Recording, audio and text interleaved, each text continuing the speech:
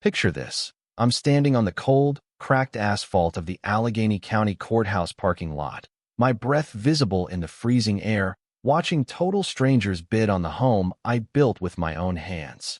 Going once at $15,000. The auctioneer's voice booms, echoing off the gray concrete like a death knell, and I'm standing there wondering how the hell a simple home improvement project turned into a foreclosure nightmare. It all started because my HOA president, a woman named Patricia Vance, decided that the high-efficiency windows she had personally signed off on were suddenly illegal, a violation of some invisible code only she could see, and she honestly thought she could bulldoze my entire life over it. But Patricia made one fatal, arrogant mistake, the kind that people with too much power and too little oversight always make. She didn't realize that I document absolutely everything. Every conversation, every sneer, every threatening letter, every single lie she spewed during those miserable Tuesday night meetings at the Oakwood Preserve Community Center. Flash forward 5 years from that parking lot moment, and I'm holding a check for $75,000, and you'll never guess whose signature is at the bottom. That's right, Patricia Vance herself. She had absolutely no clue what kind of storm she was summoning when she decided to pick a fight with a union HVAC specialist who knows a thing or two about pressure systems. My name is Elias Thorne. I'm 52. I fix heating systems for a living. And up until 5 years ago, I thought I understood how power worked. But it turns out I knew nothing about the specific brand of tyranny that comes with a clipboard and a polyester blazer. After my divorce, I needed a sanctuary, a place where my 15-year-old daughter, Maya, could feel safe during her weekend visits, somewhere far away from the noise and the chaos of the city. Oakwood Preserve, located just outside of Pittsburgh, looked like the American dream on paper, with its manicured lawns, the sound of kids playing street hockey, and the smell of charcoal grills firing up on Saturdays.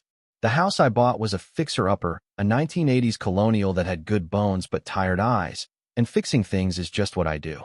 The original windows were these single-pane aluminum disasters from the Carter administration that basically acted like open holes in the wall during our brutal Pennsylvania winters, bleeding heat and money.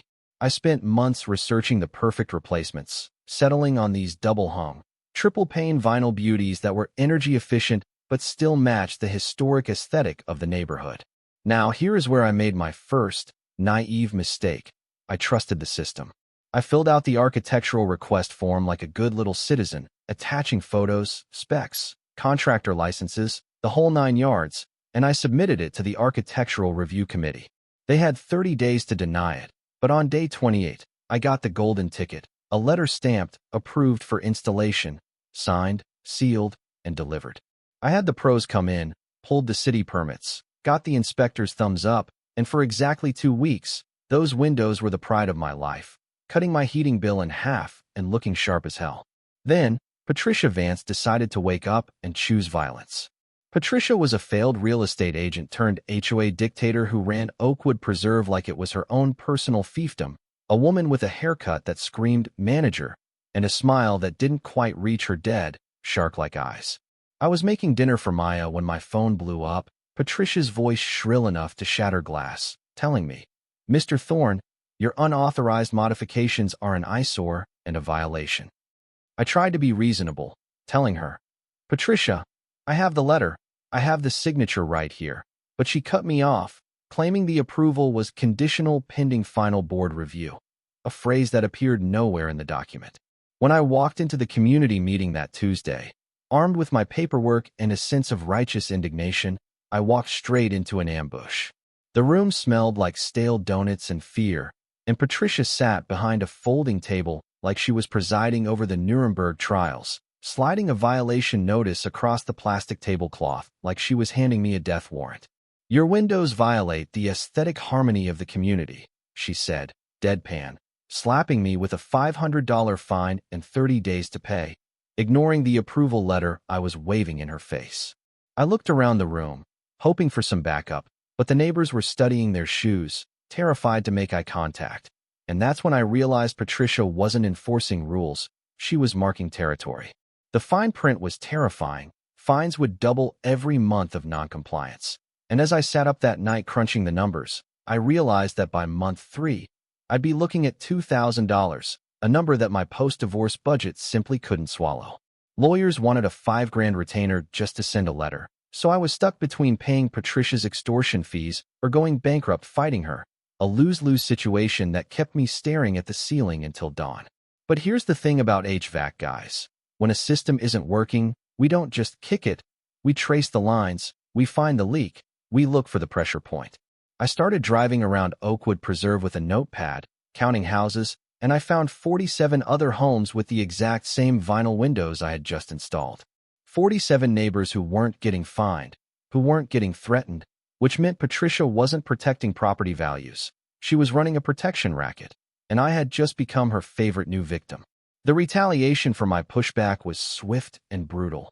2 weeks later, a certified letter arrived, a property lien notice for $2,000, because apparently, the original fine had mutated with administrative fees and enforcement costs. Paragraph 3 was the kicker, the one that made my blood run cold.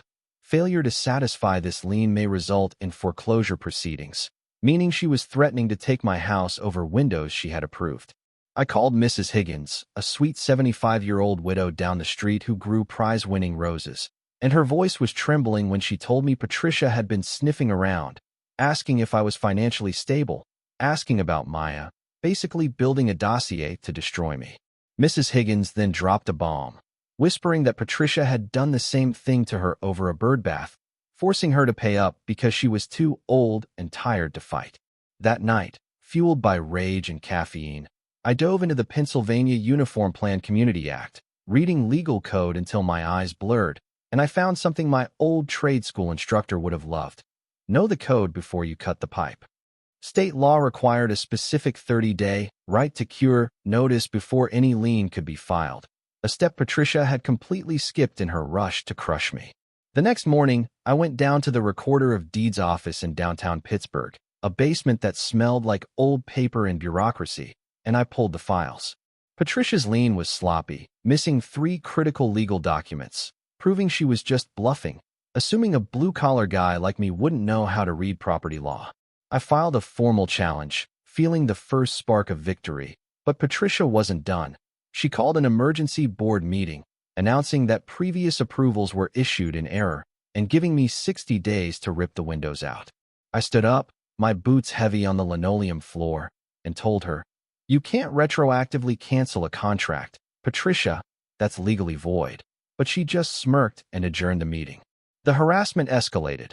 A collections agency from Philadelphia called Debt Recovery Solutions started blowing up my phone, threatening to garnish my wages, and Maya, sharp as a tack, noticed the stress lines on my face, asking if we were going to lose the house.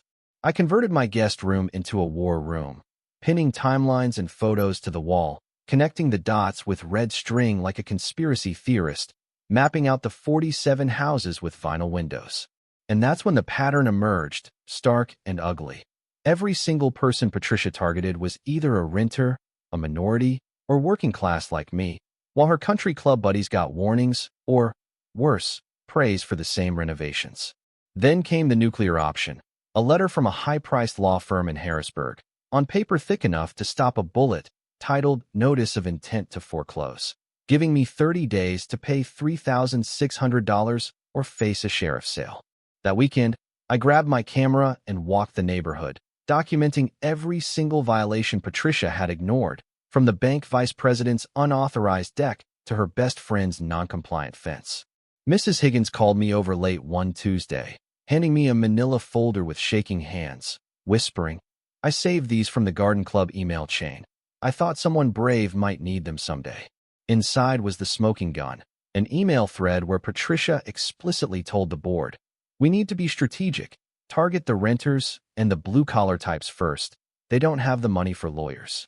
I took that folder to Ohio Valley Legal Aid, where a sharp-eyed attorney named Elena Rostova looked at my mountain of evidence and said, "This isn't just an HOA dispute, Elias. This is a federal fair housing violation." Elena Rostova was a force of nature, a woman who drank espresso like water and looked at a stack of legal documents the way a shark looks at a wounded seal. When she spread my photos across her mahogany conference table, her eyes lit up with a terrifying intensity. "You didn't just find a loophole, Elias," she said. tapping a photo of Mrs. Higgins' sited birdbath next to a photo of a board member's massive, unapproved fountain. You've documented a systematic conspiracy to strip equity from specific demographics. Patricia Vance broke about 6 different federal laws, and she's going to wish she never learned your name. But Patricia wasn't going down without a dirty fight. Her lawyer filed for an expedited foreclosure hearing, claiming my defiance posed an imminent risk to community standards, forcing us into court in just 4 days. I remember sitting Maya down the night before the hearing, her strawberry blonde hair pulled back in a ponytail, trying to explain why her dad was glued to a laptop at 2 a.m. It's like when that bully at school stole your lunch money. I told her, trying to keep my voice steady. If you don't stand up, they never stop, and Patricia has been stealing lunch money from this whole neighborhood for years. Friday morning, the courtroom of Judge Sterling was freezing, the air thick with tension as Patricia sat there in her power suit, radiating the smug confidence of someone who believes rules are for other people. Her lawyer started droning on about contractual obligations and community harmony, but then it was Elena's turn. She stood up, opened my first box of evidence, and dropped the hammer. Your Honor, we are filing a federal counterclaim for fair housing violations and selective enforcement. The color drained from Patricia's face as Elena read the email Mrs. Higgins had given us. Target the blue-collar types. And the courtroom went dead silent, the court reporter actually pausing mid-sentence. Judge Sterling, a man who looked like he had zero patience for nonsense, leaned over the bench and glared at Patricia. Ms. Vance, he rumbled. This evidence suggests you are weaponizing your board position against protected classes. He dismissed the foreclosure with prejudice, ordered a full investigation, and referred the case to the federal prosecutor's office, sending Patricia into a visible panic. But a wounded animal is dangerous, and Patricia's retaliation went from bureaucratic to criminal almost overnight. Anonymous complaints started flooding the city. Code enforcement showed up claiming I was doing unlicensed electrical work. My truck was ticketed in my own driveway, and I started getting heavy-breathing phone calls in the middle of the night. It broke me when Maya came home crying because her guidance counselor had received a call about instability in the home, dragging my daughter into this sick game. That night, unable to sleep, I sat in my war room, staring at the map of the neighborhood, and I started cross-referencing property tax records with HOA board decisions, digging deeper than I ever had before. I was looking for the why. Why was she so aggressive? And at 3 a.m., amidst the smell of stale coffee and printer toner, the pieces clicked. I found a shell company registered in Delaware called Vance Ventures LLC, listing Patricia's husband as the agent, which had purchased 3 homes in Oakwood Preserve over the last 4 years. The pattern was sickeningly brilliant. Every house Vance Ventures bought had been purchased from a family that had been bombarded with excessive HOA fines just months prior. The Kowalski family, who sold at a 20% loss, hammered with deck violations.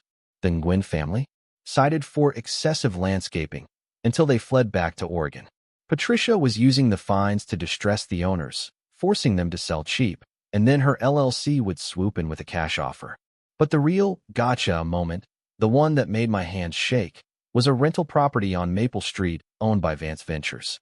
I pulled the listing photos from when they bought it, and there they were, the exact same triple-pane vinyl windows I was being fined for. Patricia was collecting rent on a house with the exact illegal windows she was trying to foreclose on me for installing. I kept digging and found insurance claims filed by Vance Ventures for storm damage to those same windows, collecting an $8,000 payout on features she claimed violated community standards. She was double-dipping, committing insurance fraud, mail fraud, and racketeering all at once. I called Elena at dawn, my voice cracking. Elena, it's not just discrimination, it's a RICO case. She's running a real estate schematic using the HOA as a weapon to flip houses. Elena was silent for a long 10 seconds before she whispered, My God, Elias, you just handed us a criminal enterprise. She assembled a team that looked like the Avengers of legal justice. A forensic accountant named Rebecca, a housing discrimination expert, an assistant U.S. Attorney Harrison, a guy who had made his career prosecuting corruption in Philadelphia. They mapped out the money flow, proving that Patricia and her husband used the same bank account for HOA dues and their rental acquisitions. We tracked down the victims, the Kowalskis, the Nguyen's, and heard their stories of terror and financial ruin, realizing this woman had destroyed nest eggs and legacies for quick cash. Assistant U.S. Attorney Harrison told us, "She's been flagging in our system for wire fraud for months, but we needed the intent. You just gave us the map." Patricia, sensing the walls closing in, hired a private investigator, a scumbag in a rusted sedan who sat outside my house taking pictures of Maya waiting for the school bus. I confronted him, adrenaline pumping, but he just smirked and drove off.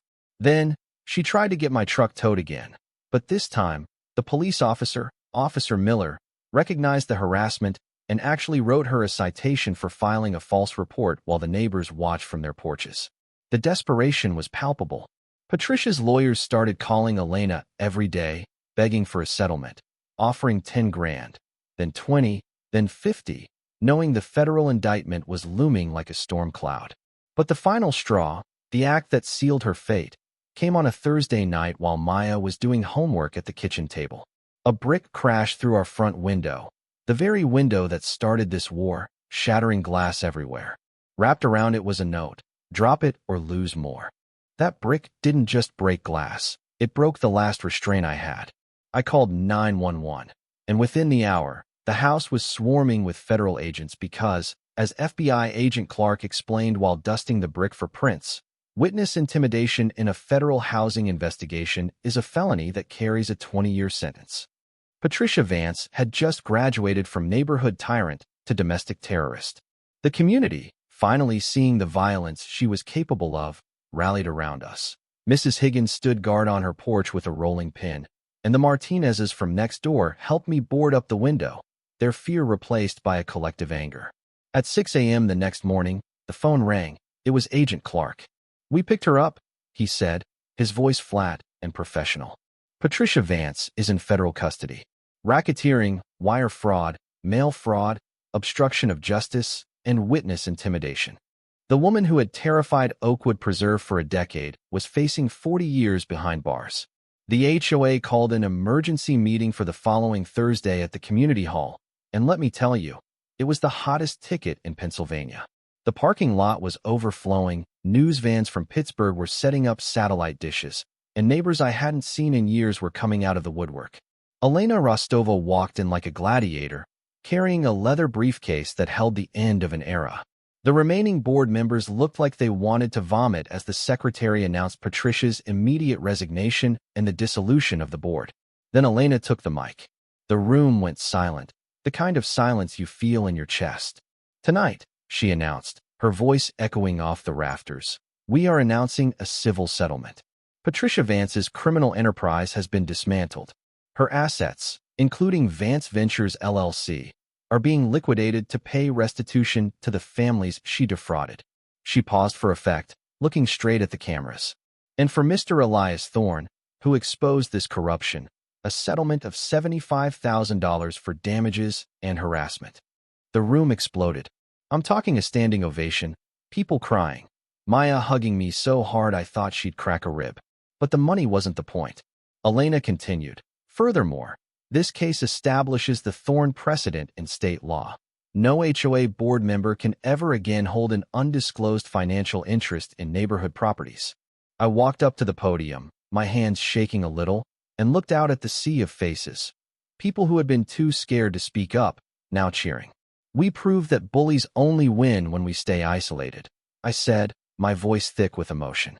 "When we document, when we fight, and when we stand together, corruption crumbles." 6 months later, the dust has settled, but the landscape has changed forever. Patricia took a plea deal, 3 years in federal prison, 5 years probation, and a permanent ban from real estate. The Nguyen's used their restitution money to buy their old house back. Maya used a chunk of the settlement to start a college fund. She wants to study pre-law at Penn State, inspired by watching her dad and Elena take down a Goliath. As for Oakwood Preserve, it's a different world. Mrs. Higgins has her garden gnomes out, the kids are playing in the streets again, and a new transparency law, the Oakwood Reform Bill, just passed the state legislature. I'm standing in my backyard now, looking at those triple-pane vinyl windows that sparkle in the afternoon sun, realizing they were never just windows. They were a looking glass into the rot beneath the surface, and by fighting for them, we cleaned the whole house. So, here's the question I want to leave you with. How much power should a volunteer board really have over your life, your home, and your equity? At what point does community standards become a cover for control? Tell me in the comments if you've ever dealt with a Patricia, because trust me, knowing your rights is the only tool that matters when the power goes out. This is Elias Thorne, signing off. Don't forget to like and subscribe for more stories from the trenches of homeownership. Stay safe, document everything, and never let them break your windows or your spirit. Alright, and that is for today's videos. I hope you enjoyed it and found something useful. If you did, don't forget to like, subscribe, and share it with your friends. Let me know your thoughts in the comment below. And thanks for watching, and I'll see you in the next one.